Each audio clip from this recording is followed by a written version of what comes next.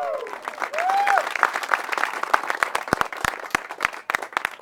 father got his 50-year IBEW pin just a couple of years ago, so I appreciate all the work that you guys do.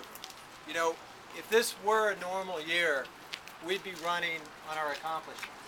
We'd be talking about the fact that within a few weeks of taking over the Congress, we righted a fundamental injustice that the Supreme Court did when it said that you can pay a woman 20% less than a man so long as you hide it really well for the first 6 months. We passed the Lilly Ledbetter Act that fixed that terrible Supreme Court decision. And right afterwards, this president and this Congress took on some of the most ingrained interests in Washington, the credit card lobby, the credit card banks, right out of the gate. And fixed one of the issues that in my first year in Congress, we probably got more phone calls of people who were frustrated with what the credit card companies were doing to them than anything else. People who would be, you know, they were in a position at the time where they could legally say, you were two days late on your water bill at the city, and we can use that to raise your rates. And they were doing things like that all around the country. Somebody would be late on some other bill, they'd go from 11% credit card to a 27% credit card. They did this to people in my office and my staff who had interest rate hikes for no reason whatsoever, no late payments, and they were able to get away with much of that until we passed the credit card reform bill. President Obama came and spoke at Rio Rancho about how that was going to impact people right here in New Mexico. We passed health care reform, something that had been worked on for literally 100 years. Today, all those New Mexicans,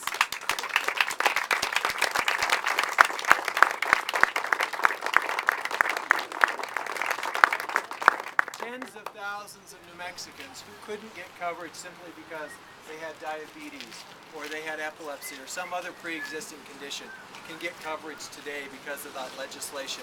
All those seniors who get stuck in the donut hole on their Medicare Part D benefits halfway through the year and it wreaks havoc in their lives are finally now seeing that donut hole begin to be filled in. And after that, we took on probably the most powerful vested interest in this country, the Wall Street banks. And we passed Wall Street reform.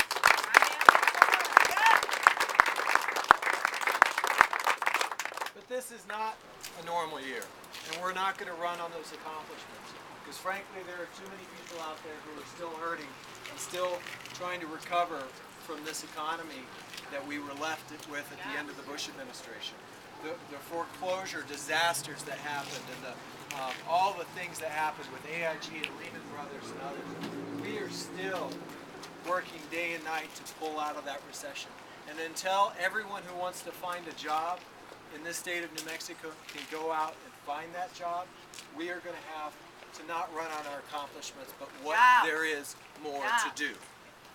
And I want to say, all along the way, instead of joining us, people who made the mess, instead of grabbing a mop, as President Obama said, they made a very cynical bet on the other side of the aisle. The Republican leadership said, if we can make Democrats fail, we will win at the ballot. And they didn't care that the American people and that the working families of New Mexico would be the collateral damage to that kind of a campaign. And so we have seen them say no time and time and time again, and never once articulate what their vision for moving forward in this country is, what their vision for rebuilding our economy is. And they gave a little window into what they would actually do a couple of weeks ago. There's a guy named Pete Sessions from Texas. He's a congressman who runs the NRCC, the Republicans committee that tries to get Republican members elected to Congress. He's the guy raising money for my opponent and coming to Albuquerque and traveling the country, trying to take back the House of Representatives and put John Boehner into the Speaker's chair. Let's hope the words Speaker and Boehner never ever go together, okay? Not going to happen. But he was on Meet the Press a couple weeks ago and they said, you know, what would your vision be? What would you do if you were in charge? And he said, we would go back to the exact same agenda.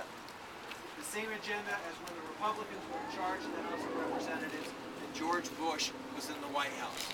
You ought to go home and Google it if you're a Googler, and watch that little snippet of video, because your eyes just go wide open and you say, did he really say that? That we need to go back to the exact same agenda? And those were the words that he used. And what that would mean, if you look back at last year when President Obama gave us his first budget, there was a Republican alternative budget. What they argued for in their budget was to privatize Social Security and voucherize Medicare in order to balance the budget. Now, I remember 2005 and the American people told President Bush, no, we're not going to privatize Social Security. We're not going to turn Medicare into a voucher program. And yet they put it, this is their version of leadership. This is what they want to do when they take over the House of Representatives. John Boehner, who would be in the Speaker's chair, and I try not to use the word speaker and Boehner anywhere close to each other in a sentence. He has said, I want to repeal the health care legislation. Think of all the New Mexicans who wouldn't be able to get coverage as a result of that decision. Think of all the college students who would get kicked back off their parents' plans while they're looking for their first job. And he said we need to repeal the Wall Street Reform Bill. This is their version of leadership. This is where we would go in this country if they were able to take over the House of Representatives. But we are not going to let them take over the House of Representatives, are we? No! All of you can draw a line in the sand in New Mexico, because to take over the House of Representatives, they have to pick up so many seats that they would have to win Harry Teague's seat, and they would have to win my seat. And we're not going to let that happen. No! We're going to draw a line in New Mexico that not only keeps me in this congressional seat, traveling back and forth and representing the good people of Albuquerque and Torrance County and Valencia and Sandoval and Santa Fe counties, but it also will keep them from controlling the United States House of Representatives. Yes. You can imagine what they would do to President Obama's agenda if they were able to shut down literally every single thing that he wanted to do to rebuild our economy, to make us energy independent, to take care of our college students. We need your help to draw that line in the sand right here in Albuquerque. Can I count on all of you? Yeah! Are you with us?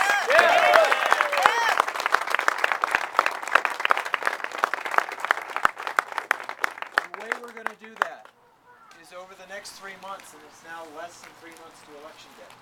It's 2 months from now, we will start absentee and early voting. Yes. So we need volunteers, because if we turn out Democrats this year, we will win.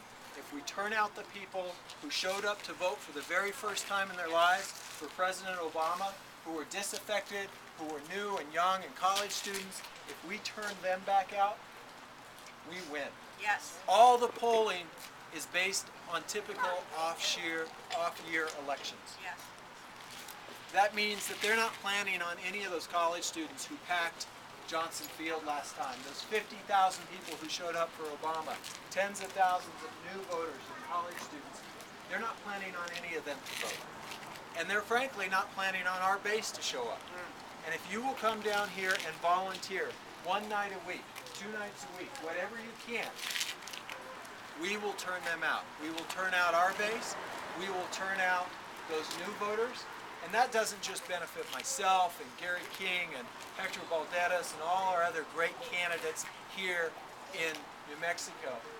That creates a whole new generation of leaders. Yes. People who vote twice will vote 3 times and 4 times and on into their lives.